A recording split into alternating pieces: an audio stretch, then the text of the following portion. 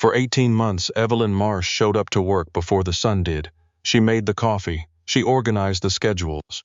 She stood at the edge of every room Declan Forge walked into, and he looked straight through her like she was made of glass. Not rudely, that almost would have been better. He simply didn't register her. The way you don't register the elevator music or the hum of the air conditioning. It's there, it does its job, and you never once think about it. Evelyn had taken the position as office coordinator at Forge Capital because the pay was good and the alternative was moving back to Dayton to sleep on her mother's couch. The company occupied the top 3 floors of a building on Michigan Avenue, and on her first day her supervisor Nina had pulled her aside and said quietly, like she was warning her about a weather system, "Mr. Forge doesn't make small talk, don't take it personally."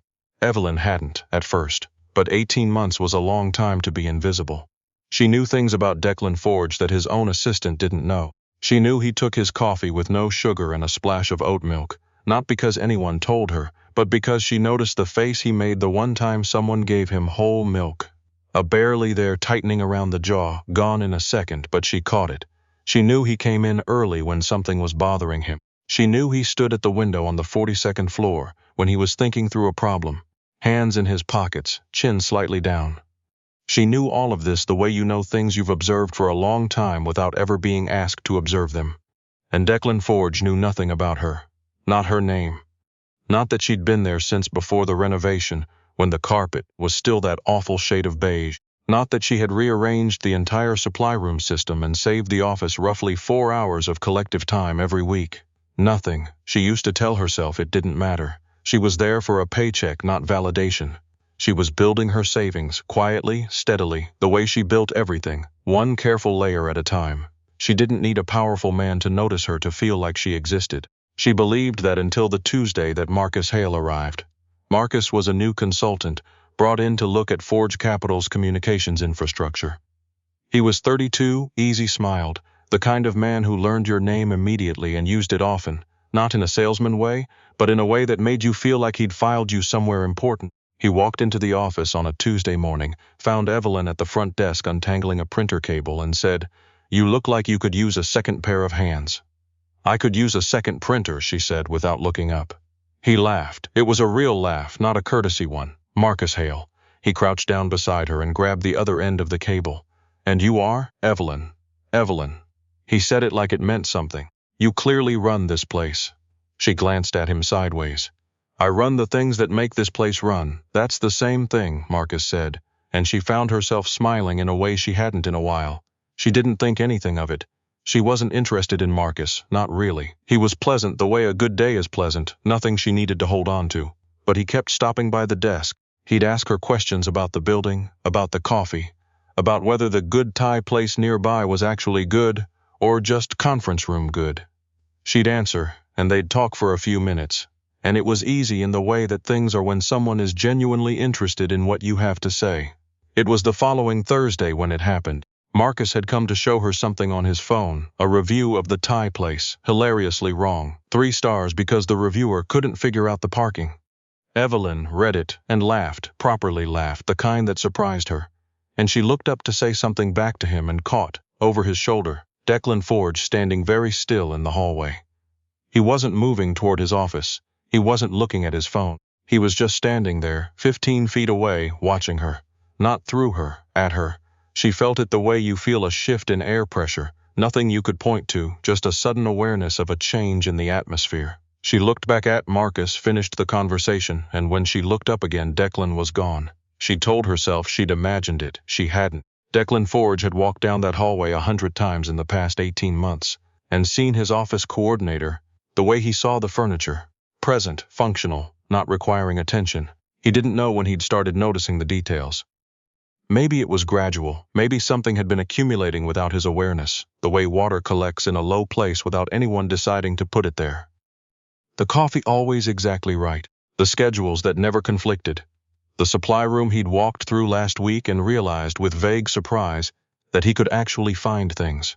But it wasn't until he rounded that corner on Thursday and saw her, head back, laughing at something Marcus Hale was showing her on his phone, completely unguarded, completely unperformed, that something in his chest did something he didn't have a name for. He stood there for 3 seconds longer than he should have. Then he walked to his office and closed the door and sat down at his desk without turning on his computer. Evelyn. Her name was Evelyn. He found himself at the window that afternoon, hands in his pockets, chin slightly down. The next morning, Declan came in at 6:45, which was early even for him. He didn't need anything from the front desk. He walked past it anyway.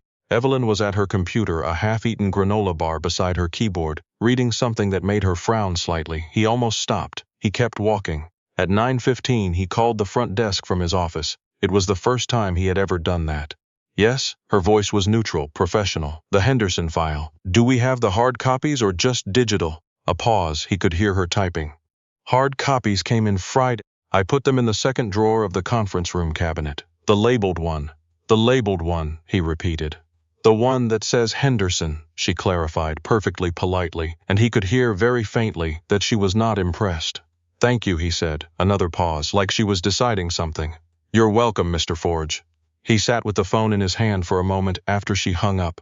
He went to the conference room to get the file he didn't actually need.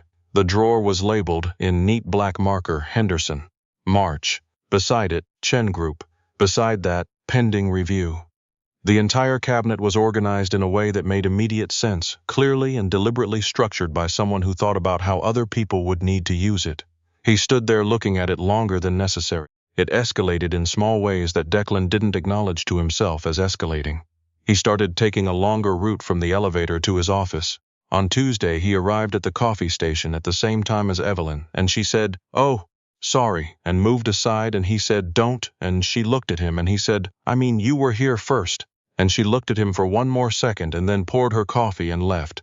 And he stood there acutely aware that he had just said "don't" to a woman who was apologizing for existing in the same space as him. He didn't finish the thought. On Wednesday, Marcus Hale spent 40 minutes at the front desk. Declan knew this because he found reasons to walk through the lobby 4 times in 40 minutes, which was not something he had ever done before, and was not something he would ever admit to doing now. Evelyn wasn't flirting with Marcus. She was just easy with him, comfortable, leaning slightly on the desk, gesturing when she talked. It was so natural it was almost worse than if she'd been flirting. She wasn't performing anything. She was just being herself with someone who'd bothered to ask her to. Declan stopped in the hall outside his office and had the very clear, very inconvenient thought. She's never been like that around me, because he had never given her any reason to be. On Thursday, he asked Nina for Evelyn's full name and employment record.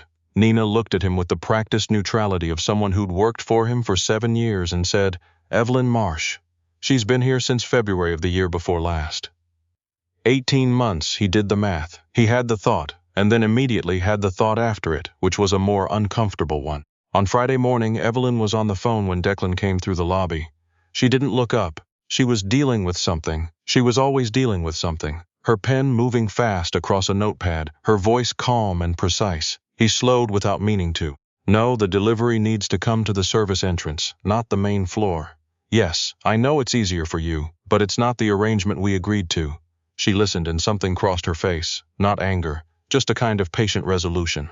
"Then I suggest we find a way to make the arrangement we agreed to work. I'll be here until 6. You have my number." She hung up and wrote something on the notepad and only then realized he was standing there. She didn't startle. She looked at him with a measured, polite expression and said, "Mr. Forge, is there something you need?" There was something in the way she said it. Not unfriendly, but not warm either, a careful professional distance. And he understood, in a way that landed with some discomfort, that she had constructed that distance very deliberately and over a long period of time. He had built it. She had simply responded to what he'd given her. "The Nakamura meeting," he said.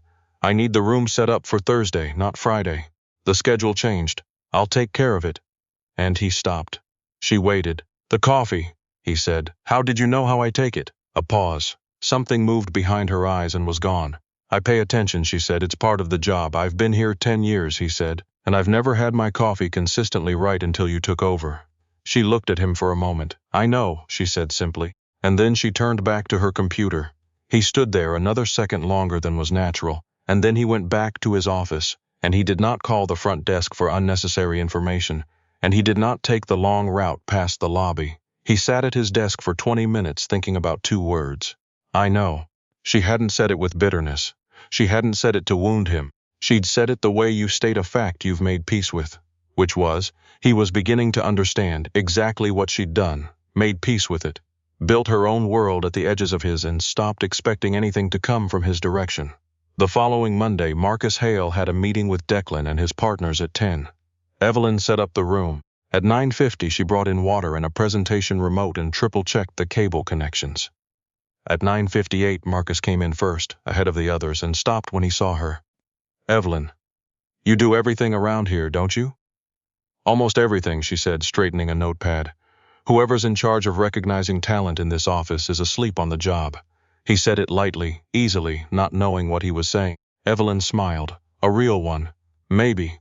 Declan arrived at 10 on the dot and saw it. That smile, caught in the last half-second before it faded, saw Marcus saying something else that made her shake her head in a way that meant she was trying not to smile again. He walked to his chair and sat down and conducted the entire meeting without looking at the window once. The meeting ran an hour. Marcus was good at his job. Declan acknowledged this with great reluctance. After, when everyone had cleared out and Evelyn had come back in to collect the glasses, Declan was still at the table, reviewing a document he'd already reviewed. She moved quietly, efficiently, the way she did everything. She reached across him to get a glass he hadn't noticed, and he said, without planning to, "Marsh." She stopped. "Why do you still come in early?" he said. "You've been here 18 months. You don't need to prove anything." She straightened with the glass in her hand and looked at him with an expression he couldn't quite read. "I come in early because I like the office when it's quiet," she said. "Not for anyone else, not to prove anything. A beat. You come in early too, I know. Then you know it has nothing to do with proving anything." He looked at her. She looked back at him. Neither of them looked away. "I should have learned your name earlier," he said. He didn't say it to be charming. He said it because it was true, and he was, apparently, at the stage now where pretending otherwise felt worse than admitting it. Evelyn was quiet for a moment. She set the glass down. "You should have," she said. "But you're learning it now." She picked the glass back up and left, and Declan sat alone in the conference room and found himself doing something he didn't often do, hoping he hadn't run out of time. He hadn't been careless with people, not intentionally. He'd been careful with himself, the way men learn to be when the world they move in requires it. He kept people at a distance because distance was safe, because closeness had costs, because he'd watched enough men in his world lose everything when someone they cared about became a vulnerability. He'd built walls so gradually he'd stopped thinking of them as walls. He'd just thought of them as the way things were. But Evelyn Marsh hadn't needed him to notice her. She had quietly become indispensable and never asked for acknowledgement, and there was something in that. In her self-sufficiency, her precision, the way she'd looked at him and said "I know" without a trace of self-pity, that got under his skin in a way he didn't know what to do with. He started doing something he'd never done in 10 years. He started being present when he walked through his own office. He noticed the way she handled difficult phone calls, the patience she didn't perform, the way she just had it. He noticed she kept a small green plant on the corner of her desk that was in genuinely excellent health. He noticed she brought her own lunch in containers she'd clearly prepared herself, and she ate it at her desk, reading, and she seemed perfectly content in her own company. He said good morning to her on Tuesday. She looked up, slightly surprised, and said good morning back, professionally, the way you would to a stranger. He said it again on Wednesday.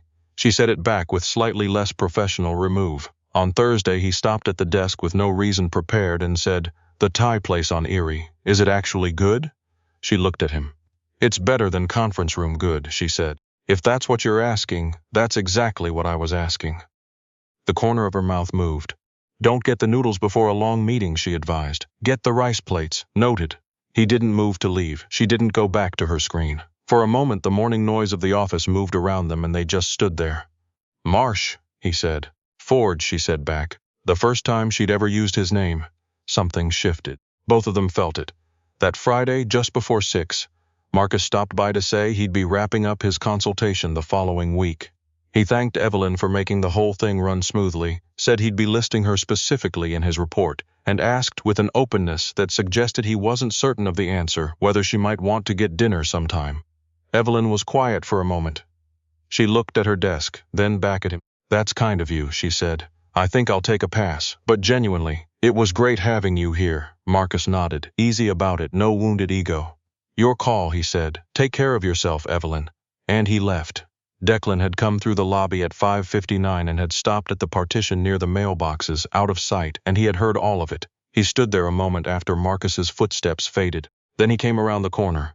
Evelyn looked up and he could see her expression recalibrating, figuring out if he had heard, deciding how much of her face to show. He came and stood at the desk, not at a manager's distance but close, and he said, "You didn't have to do that." She raised her eyebrows very slightly. "I know, I'm not asking you to." He stopped, started again. "I made it easy to be invisible here. That wasn't something I thought about before, but I think about it now." Evelyn was quiet. She put her pen down. "You learned my name," she said. "You learned it pretty recently." "I know. You should know I'm not particularly interested in being someone's sudden realization," she said. "Not cruel, not performative, just honest in the way she was honest about everything. I was here the whole time. You get points for noticing, I suppose.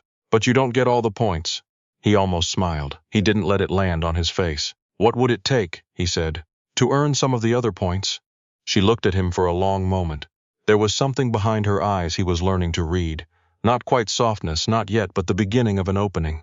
"Come in early Monday," she said finally. "We can have coffee. Quiet office. You say what you actually want to say, not what you think you should say, and I'll do the same." A beat. "I'll make the coffee." "You'll make it right," he said. "I always do," she said. He nodded once. She nodded back, and that was not a resolution, not a beginning, just a door held open on both sides, which was the only way a door like that could ever open at all. He left at 6:05. She left at 6:10, turned off her desk lamp, checked the plant on the corner of her desk once, and walked out into the Michigan Avenue evening. She didn't know yet what Monday would be, but for the first time in 18 months she was curious to find out.